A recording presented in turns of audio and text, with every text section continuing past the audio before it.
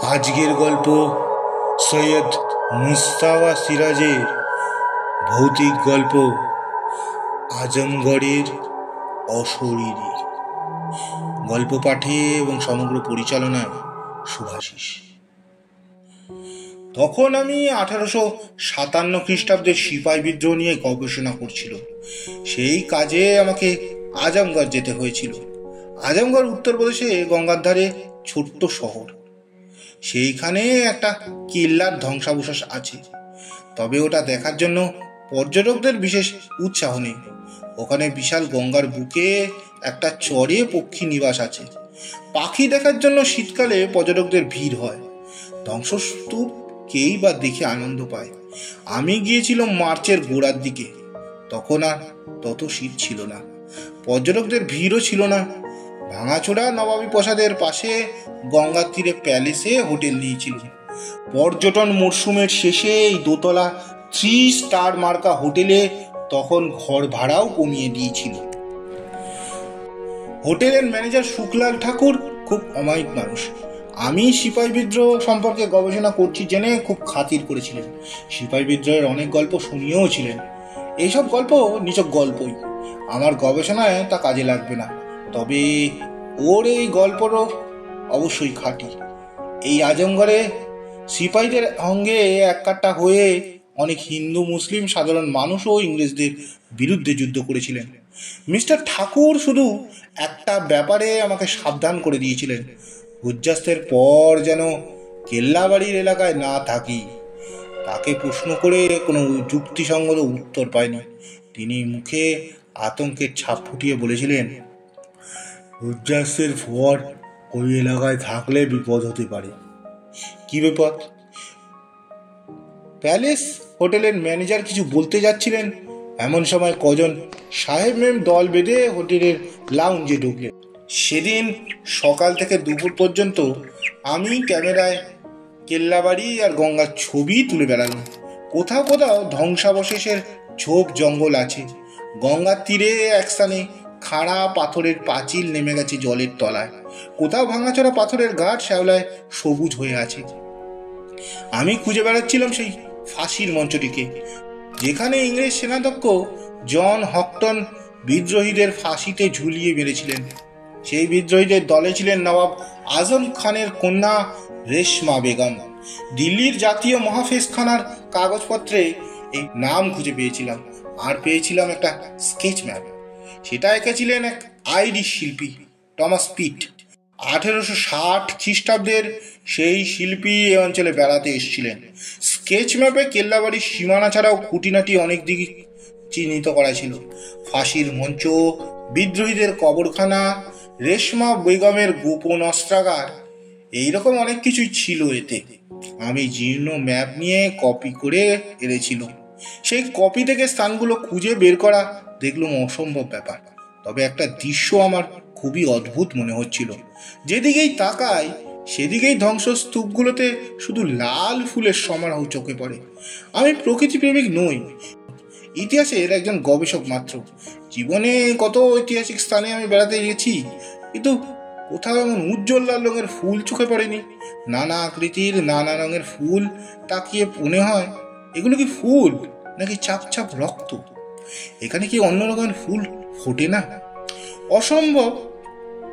অবশ্য এখন বসন্তকাল, ফুল ফোটে, পাখিরা গান করে, কিন্তু এখানে পাখিরা চুপ করে রয়েছে কেন? পাখির কথা ভাবতে গঙ্গার ধারে পক্ষী নিবাসের কথা মনে পড়ল। তখন ধরে নিলাম এলাকার সব পাখি তো সেখানে গিয়েই জুটেছে। কোথায় সেই চর তা জেনে আসিনি। গঙ্গা এখানে প্রশস্ত, উত্তাল বাতাসে বড় বড় ঢেউ উঠে কেল্লার পাথুরে পাঁচিলে অদ্ভুত করে শব্দ করে। চোখ বন্ধ করে মনে হয় হাজার হাজার মানুষের কোলাহল। ওপারে দূরে ঘন নীল পাহাড়গুলো দেখা যাচ্ছিল। কয়েকটি জেলে নৌকা ভেসে বেড়াচ্ছে। অন্যমনস্কভাবে গঙ্গার ধারে জীর্ণ শ্যাওলা ধরা ঘাটের মাথায় একটা গাছের ছায়ায় দাঁড়িয়েছিল। এই সময় আমার ডান দিকে ধ্বংসস্তূপের ভেতর থেকে একজন ফকির বেরিয়ে এলেন। ফকিরের মাথায় জটা, মুখে দাড়ি, পরনে পা পর্যন্ত লম্বা কালো আড়খাল্লা, মোটা রং বেরঙের পাথরের মালা, হাতে একটা প্রকাণ্ড চিমটেটা গোড়া রূপো আর তামার তারে বাঁধানো। ফকির ঘাটের কাছে এসে আমার দিকে চোখ কটমট করে তাকিয়ে বললে, কোন হে তুম? আমি যথাসাধ্য হিন্দিতে নিজের পরিচয় দেওয়ার চেষ্টা করলাম। তারপর বললাম, রেশমা বেগমের ফাঁসির জায়গা আর কবর কোথায় তা কি আপনি জানেন? দেখিয়ে দিলে আপনাকে কিছু বকশিস দেব। ফকির কিন্তু চটে গেলেন। তিনি ক্রুদ্ধস্বরে বললেন, কন চাতা হয় বকশিস, শিগগির এসে চলে যাও। তাকে বোঝানোর অনেক চেষ্টা করলাম আমি সিপাই বিদ্রোহের প্রকৃত ইতিহাস লিখতে চাই, কিন্তু ফকির আমাকে পাত্তা দিলে না। মস্ত বড় চিমটাটা নিয়ে এগিয়ে এলেন। চিমটের সূক্ষ্ম ধারালো ডগা। বেগদিক দেখে আমি সরে এলুম। একটু পরে দূর থেকে দেখলুম ফকির আড়খাল্লা খুঁড়ে রেখে জলে ঝাঁপিয়ে পড়লেন। ওখানে জল খুব গভীর। ফকির সেই জলে সাঁতার কাটছে দেখে অবাক লাগলো। এই ঝোপের আড়ালে দাঁড়িয়ে তাকে লক্ষ্য করলুম। কিছুক্ষণ পরে ফকির জল থেকে উঠে ভিজে গায়ে কালো আড়খাল্লা পরে চিমটে সহ এগিয়ে গেলেন। একটি ধ্বংসস্তূপের আড়ালে অদৃশ্য হলেন। ব্যাপারটা অদ্ভুত রাখলো। ওকে অনুসরণে সাহস হলো না, শুধু জায়গাটা চিনে রাখলো। তারপর প্যালেস হোটেলে ফিরে এলো। স্নান করার পর নিচে ডাইনিং হলে খেতে গেল। ডাইনিং হলে ছড়িয়ে ছিটিয়ে বসে লাঞ্চ খাচ্ছিলেন জনাচারেক বোর্ডার। ম্যানেজারের কাছ থেকে শুনেছিল তারা নানা জায়গা থেকে এসেছেন এবং বিত্তবান ব্যবসায়ী। সে সাহেব মেমদের দলটি অবশ্য বাইরে থেকে ফেরেনি। আসলাম খান আমাকে সেলাম দিয়ে খাদ্য পরিবেশন করলো। সেই সুযোগে তাকে কেল্লাবাড়ির সেই ফকিরের কথা বলল। আসলাম খান একটু হেসে বলল, ওটা পাওয়া বাবা স্যার, ওখানে পীরের দরগা আছে, সেখানে থাকে, একবারে পাবো। খিদে পেলে তখন কিন্তু বেরিয়ে আসে। শহরে রাস্তায় বসে সাপ দেয়, তাকে কেউ খেতে না দিলে তার বিপদ হবে, আবার খেতে দিলেও সাপ সামান্য করে। ওকে কখনো ভয় করবেন না, শুধু বলবেন সঙ্গে পিস্তল আছে, গুলি করে মারবো, দেখবেন কীভাবে দৌড় দিয়ে পালায়। একবারে শিয়ালের মতো কেল্লাবাড়ির জঙ্গলে লুকিয়ে যাবে। আসলামের কাছে এই কথা শুনে আশ্বস্ত হলো। তাই খাওয়ার পর ঘন্টাখানেক বিশ্রাম করে আবার কেল্লাবাড়িতে ফিরল। ফকির যেখানে ধ্বংসস্তূপের ফাঁকে উধাও হয়েছিলেন, সেইখানে সংকীর্ণ একফালি পায়ে চলা পথ খুঁজে পেল। দুধারে ঝোপঝাড় আর পাথর। আঁকা বাঁকা গোলক ধাঁধার মতো পথে হাঁটতে হাঁটতে একসময় থমকে দাঁড়ালুম। সামনে কাঠের বেড়াতে একটা ফলক আছে, তাতে ইংরেজিতে লেখা নিষিদ্ধ এলাকা। তার নিচে একটা মরার খুলির তলায় আড়াআড়িভাবে দুটো হাত। এই চিহ্নের অর্থ সাংঘাতিক। নিষেধাজ্ঞার তলায় ছোট ছোট অরফে লেখা কেন্দ্রীয় পুরাতত্ত্ব বিভাগ, ভারত সরকার। বুঝতেই পারছিলাম না কেন সরকারি পুরাতত্ত্ব বিভাগ এই বিপদ জ্ঞাপন নিষেধাজ্ঞা জারি করে রেখেছেন। বেড়ার ফাঁকে পা দিয়ে উঁকি মেরে জায়গাটা দেখতে পেলুম। খানিকটা ফাঁকা জমির উপর নিচে গঙ্গার বুকে বালির চড়াটা বহুদূর বিস্তৃত। বিকেলের রোদে চড়ার শেষ প্রান্তে কাঁটা তারের বেড়া চোখে পড়ল। বুঝতে পারলাম ওই চড়ায় চোরাবালি হয়তো আছে, তাই এই সতর্কতা। কাঠের বেড়া থেকে নেমে যেই পথে এসছি সেই পথেই ফিরলাম। একটু পরে দেখি ডান দিকে একটা সংকীর্ণ রাস্তা চড়াইয়ে উঠে গেছে। রাস্তাটা লাল ধুলোয় ভরা। এটা কেন চোখে পড়েনি তো? আসলে লাল রাস্তাটা ঝোপের আড়ালে থাকায় লক্ষ্য করিনি। তাছাড়া একটা প্রকাণ্ড চৌকো কালো পাথর রাস্তাটাকে আড়াল করে রেখেছিল। পাথরটাতে নকশার মতো আঁকা লিপি দেখে বুঝলাম আরবি হরফে কিছু লেখা আছে। তখনই ক্যামেরার কালো পাথরটার ছবি তুলে নিলাম। তারপর পাথরের এক পাশ দিয়ে এগোয়ে লাল রাস্তায় পৌঁছলাম। কিন্তু সংকীর্ণ লাল রাস্তাটা ধুলোয় জুতো প্রায় ডুবে যাচ্ছিল। প্যান্ট একটু গুটিয়ে নিতে হলো। সাবধানে পা ফেলে ফেলে একটুখানি এগিয়েছি, হঠাৎ চমকে উঠল। প্রায় ফুট 6 দূরে চোখের সামনে এইমতো কারো জুতোর ছাপ ফুটে উঠেছে।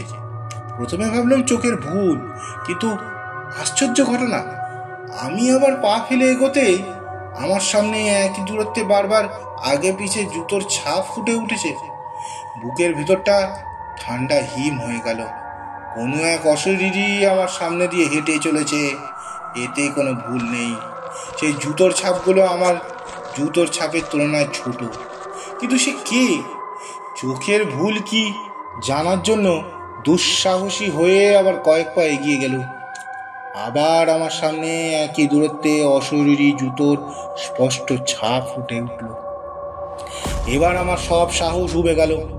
শেষবেলার রোদে ওই অবিশ্বাস্য ঘটনা দেখে আমার বোধ বুদ্ধি গুলিয়ে গেল। আমি দ্রুত ফিরে এসে লাল ধুলোতে টলতে টলতে কালো পাথরটার পাশ দিয়ে ফিরে এলুম। তারপর বিভ্রান্তভাবে ধ্বংসস্তূপের ভেতর দিয়ে দৌড়াতে লাগলো। একটু পরে গঙ্গার ধারে খোলা জায়গায় পৌঁছে পিছু পিছু ফিরে এসে দেখলুম আমাকে কেউ অনুসরণ করছে কিনা। এরপর কি করে যে হোটেলে ফিরেছিলাম মনে পড়ে না।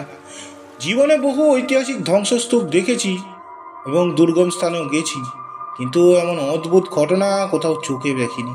হোটেলের লাউঞ্জে বসে ইশারায় একজন ওয়েটারকে ডেকে কফি আনতে বলল। সে কফি এনে দিল। কফি খেতে খেতে ঘটনাটা ঠান্ডা মাথায় বোঝার চেষ্টা করছিল। এমন সময় দেখি লাউঞ্জের অন্য প্রান্তে একজন ভদ্রলোক দাঁড়িয়ে আছে। পরনে জিন্স আর টি শার্ট, মুখে গোঁফ, বলিষ্ঠ গড়ন, গায়ের রং শ্যামবর্ণ হয়েও নয়। ভদ্রলোকের মুখে যেন একটা বিরক্তির ছাপ, চোখ দুটো কুতকুতে। এরকম চেহারার মানুষ দেখলে অস্বস্তি জাগে। ভদ্রলোক সম্ভবত প্যালেস হোটেলের লাউঞ্জে এসে কারোর জন্য অপেক্ষা করছিলেন। তাকে না পেয়ে হয়তো বিরক্ত বা অধৈর্য হয়ে পড়েছেন। আমার চোখে চোখ পড়লে তিনি এগিয়ে এলেন। তারপর বাংলায় বলে উঠলেন, আপনি কি বাঙালি?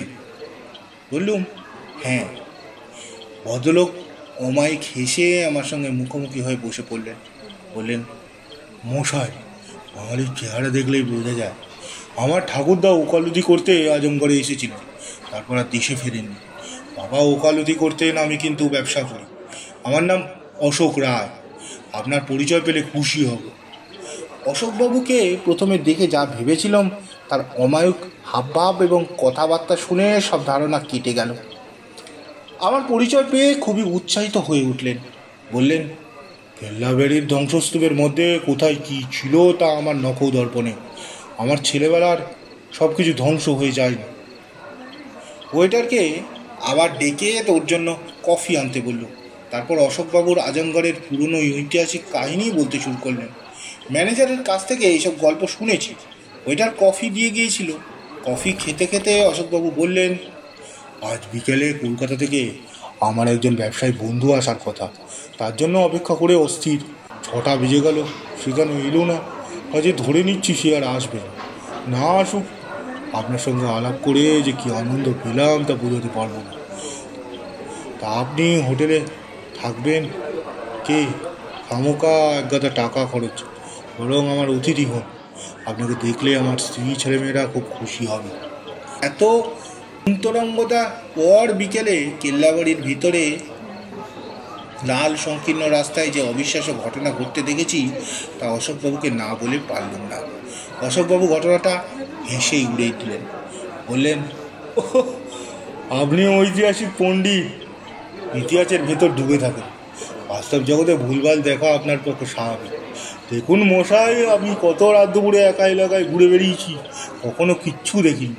হ্যাঁ, এখানে এক পাগলা ফকির থাকে, আমাকে দেখলেই সে লেজ তুলে পালিয়ে যায়। তাকে নিশ্চয়ই দেখতে পেয়েছেন? বললুম, হ্যাঁ, দুপুরে ফকিরকে গঙ্গায় স্নান করতে দেখেছি। আমাকে সে ভয় দেখাচ্ছিল। অশোকবাবু আবার হেসে উঠলেন। বললেন, পরশু দোল পূর্ণিমা গেছে, আজ কিছুদিন পরে চাঁদ উঠবে। কোনো ভয়ের কারণ নেই। আমার সঙ্গে কেল্লাবাড়িতে চলুন, দেখবেন কোনো অলৌকিক ব্যাপার ঘটছে না। আর পাগলা ফকিরের দেরাটেও আপনাকে নিয়ে যাব, দেখবেন আমাকে দেখে ব্যাটার চলে কি করে। এতক্ষণে সাহেব মেম দলটি এসে পড়ল। অন্যান্য বোর্ডাররা ততক্ষণে এসে গেছে। কেউ লাউঞ্জে, কেউ বা ডাইনিং হলে ঢুকে চা কফি খাচ্ছে। অশোকবাবু বললেন, চলুন, জ্যোৎস্না রাতে আজমগড়ের গঙ্গার ধারে বসে গল্প করা যায়। তারপর সেই লাল রাস্তায় যাব। আমার কাছে টর্চ আছে, আপনাকে আমি রেশমা বেগমে কবর দেখিয়ে দেবো। উঠে পড়ুন। একটু অনিচ্ছা করে অশোকবাবুর সঙ্গে বেরিয়ে পড়লুম। তারপর মনে হলো উনি বাঙালি, এখানেই বড় হয়েছেন। তাছাড়া তার বলিষ্ঠ গড়ন দেখেও ভয়টুকু ঘুচে গেল। কেল্লাবাড়ির এলাকায় ঢুকে গঙ্গার ধারে একটা পাথরের ওপর পাশাপাশি দুজনে বসল। অশোকবাবুর কলকাতার সাম্প্রতিক খোঁজখবর নিচ্ছিলেন। বহু বছর তার কলকাতায় যাওয়া হয়নি। কিছুক্ষণ পরে চাঁদ উঠল। জ্যোৎস্নায় গাছপালা, ঝোপঝাড় আর ধ্বংসস্তূপ রহস্যময় মনে হচ্ছিল। অশোকবাবু বললেন, আপনি যে লাল রাস্তাটা দেখছিলেন, ওর পাশে নাকি ইংরেজ বিদ্রোহীরা ফাঁসি দিয়েছিল। তবে আপনি যে অশরীরী জুতোর ছাপ দেখার কথা বললেন, ওটা চোখের ভুল। ওই রাস্তা দিয়ে পাগলা ফকির যাতায়াত করে। আপনাকে আড়াল থেকে ভয় দেখানোর জন্য এটা নিশ্চয়ই কোনো কারচুপি করেছিল। এও হতে পারে পুরো ধুলার তলায় লম্বা কোনো জিনিস লুকিয়ে রেখেছিল। তার ওপর আপনি পা ফেলতে সামনের দিকে উঁচু হয়ে ধুলো ঠেলে উঠবে। Safe magic. চলুন পরীক্ষা করে দেখা যাক। অশোকবাবু আমার হাত ধরে উঠলেন। একটু দ্বিধার সাথে বললাম, কিন্তু আমি সত্যি জুতোর ছাপ দেখেছিলাম। আরে মশাই, আমি তো সঙ্গে আছি না, আসুন না বলে অশোকবাবু হাঁটতে শুরু করলেন। আমার কাঁধে তার হাত চেপে বসল। জ্যোৎস্নার জন্য ধ্বংসস্তূপের চকরা বকরা ছায়ার ভেতর দিয়ে আমাকে তিনি নিয়ে চললেন। একটু পরে দেখলাম সেই আরবের লিপি খোদাই করা কালো পাথরটার কাছে এসে গেছি। অশোকবাবু টর্চের আলো ফেলে বললেন, চলে আসুন, দেখায় যাক কি হয়। সংকীর্ণ চড়াই রাস্তায় উঠে এসে টর্চের আলো ফেলে অশোকবাবু বললেন, ওই কোনো ভুতুড়ে জুতোর ছাপ তো দেখছি না। বললাম, এখন পাচ্ছি না, কিন্তু আমার কথা থেমে গেল। এরপর যা ঘটলো তা কল্পনাও করতে পারিনি। হঠাৎ টর্চ নিভিয়ে অশোকবাবু আমার কানের নিচে শক্ত এবং ঠান্ডা কি জিনিস ঠেকিয়ে চাপা গর্জন করে বললেন, ও সাবধানী নয়, ট্রিগারে আঙুল আছে, একটু চাপ দিলে তোমার মুন্ডু উড়ে যাবে। আগে ক্যামেরাটা দাও, হ্যাঁ, তারপর রিস্ট ওয়াচ আর মানিব্যাগটা বের করে দাও। আচ্ছা ধর। মুহূর্তে আমি টের পেয়ে গেছি এক ভদ্রবেশী গুন্ডার পাল্লায় পড়েছি। হোটেলের ম্যানেজার মিস্টার ঠাকুর আমাকে সাবধান করে দিয়েছিলেন। কেন এতক্ষণে তার মর্ম বুঝতে পারল।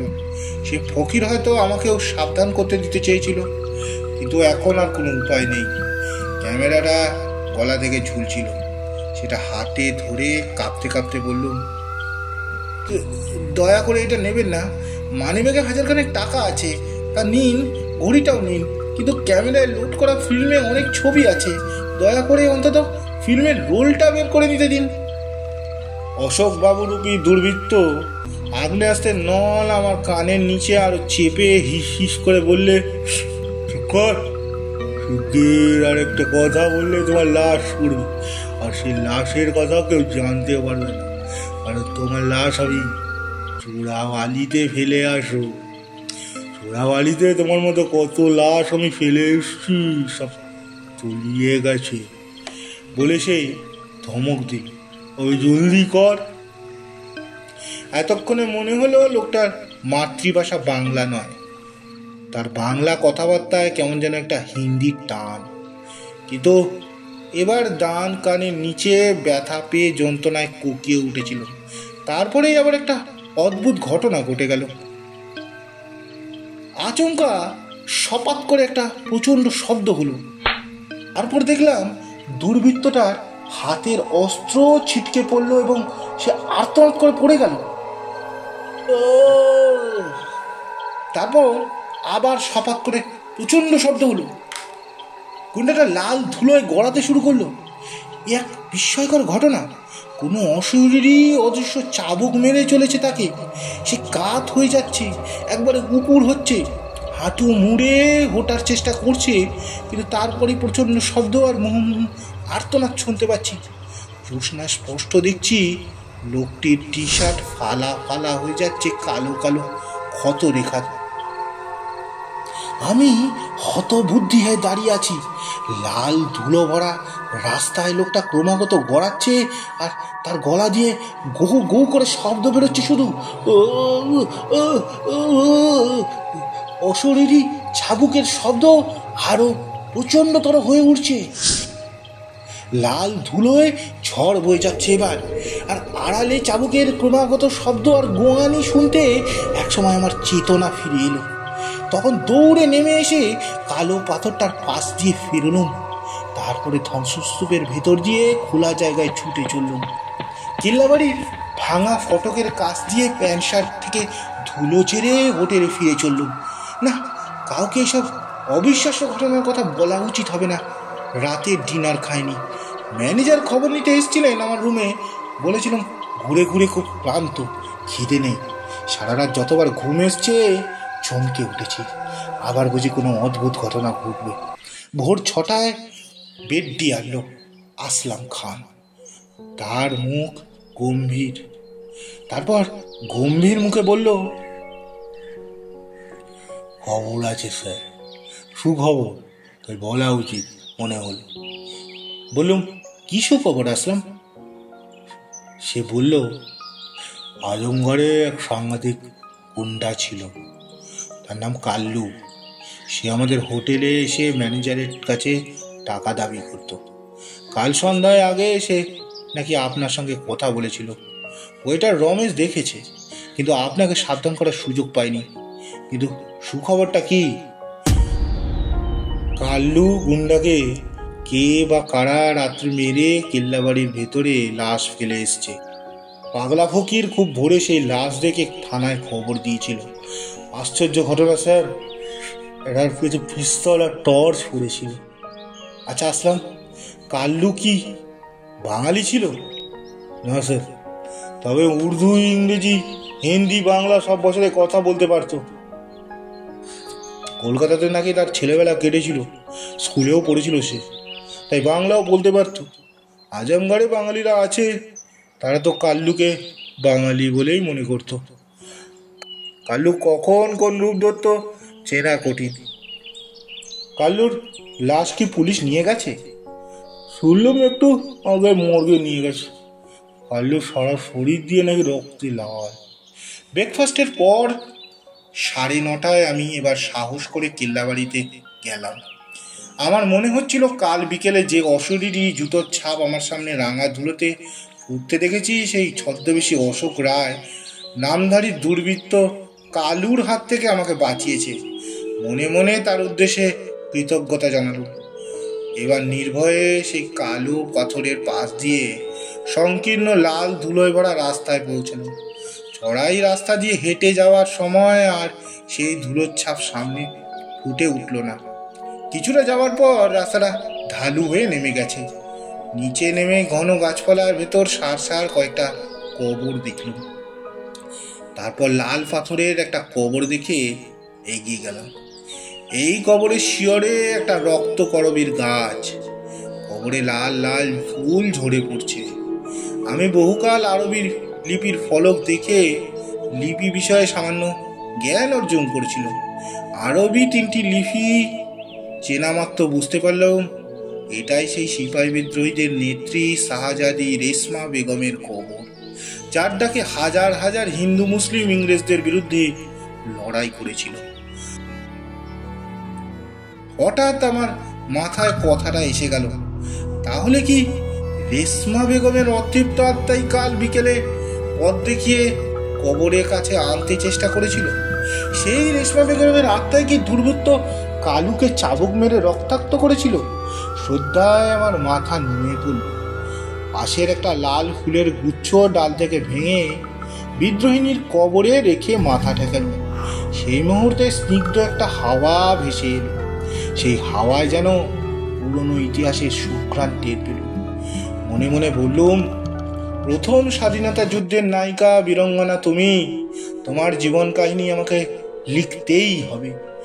এই সময় পাগলা ফকির এসে গেল।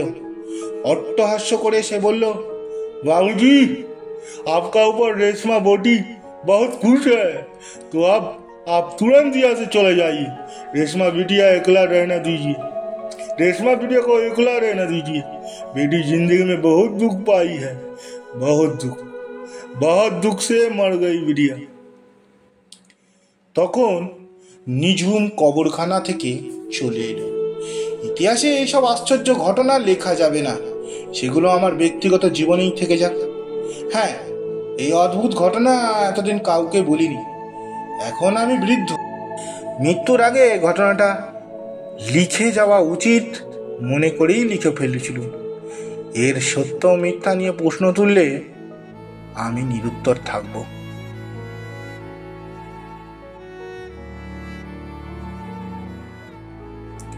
সমাপ্ত। গল্পটি আপনাদের কেমন লাগলো জানাবেন।